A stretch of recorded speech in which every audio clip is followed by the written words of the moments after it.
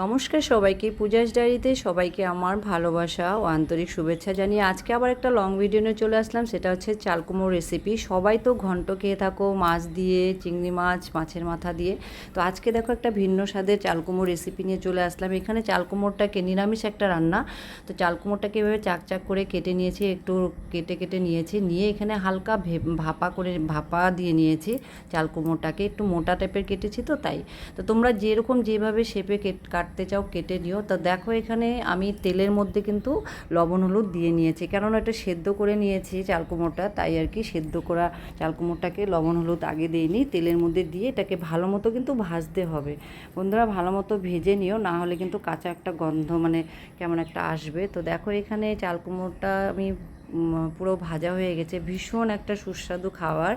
তো এখানে দেখো, এখানে ফোড়নের জন্য গোটা গরম মশলা দিয়েছি, এখানে এলাচ আর দারচিনি আর তেজপাতা, জিরে গুঁড়ো, আর এখানে চার মগজ বাটা না দিলে হবে না।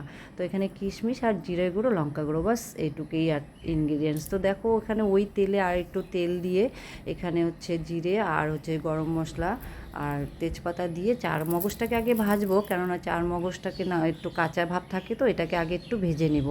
একটু ভাজা হওয়ার পরে এখানে হচ্ছে লঙ্কা গুঁড়ো, এটা কিন্তু ঝাল নয়, কাশ্মীরি লঙ্কা গুঁড়ো কি কালারের জন্য আমি দিয়েছি এটাকে। তো যে যেরকম পরিমাণ মতো লবণ, হলুদ আর লঙ্কা গুঁড়োটা দিয়ে নিও, জিরে গুঁড়োটা দিয়ে এখানে একটু জল দিয়ে ভালো মতো এটাকে কষাতে হবে। যতক্ষণ না কষে যায় ততক্ষণ এটাকে ভালো মতো ফুটাতে হবে, যতক্ষণ তেল না ছাড়ে। তারপরে আমি এখানে কিশমিশটা দেবো। ভীষণ একটা সুস্বাদু করবো, ভিন্ন স্বাদের। বন্ধুরা একবার ট্রাই করে দেখতে পারো, নিরামিষ একটা খাবার।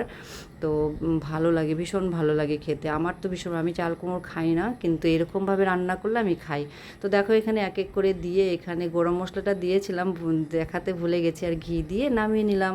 বাস হয়ে গেল আমার চাল কুমড়োর রসা। এটাকে রসা বলবো না কি বলবো জানি না, আমার ভীষণ ভালো লাগে। তো এইভাবেই দেখো আমি রান্না করি চাল কুমড়ো। তো তোমরা একবার ট্রাই করে দেখো। আর ভিডিওটা ভালো লেগে থাকলে অবশ্যই লাইক করো, শেয়ার করো। যারা যারা সাবস্ক্রাইব করে দাওনি তারা পাশে থাকা বেল আইকনটি টিপে সাবস্ক্রাইব করে দিও।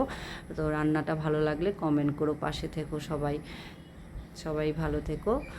তো এইভাবেই তোমরা রান্নাটা করো, একবার ট্রাই করে দেখো, খেয়ে দেখো, তারপরে বলো আমাকে কেমন হয়েছে রান্না। কমেন্ট বক্সে জানিয়ে যেও কেমন হয়েছে।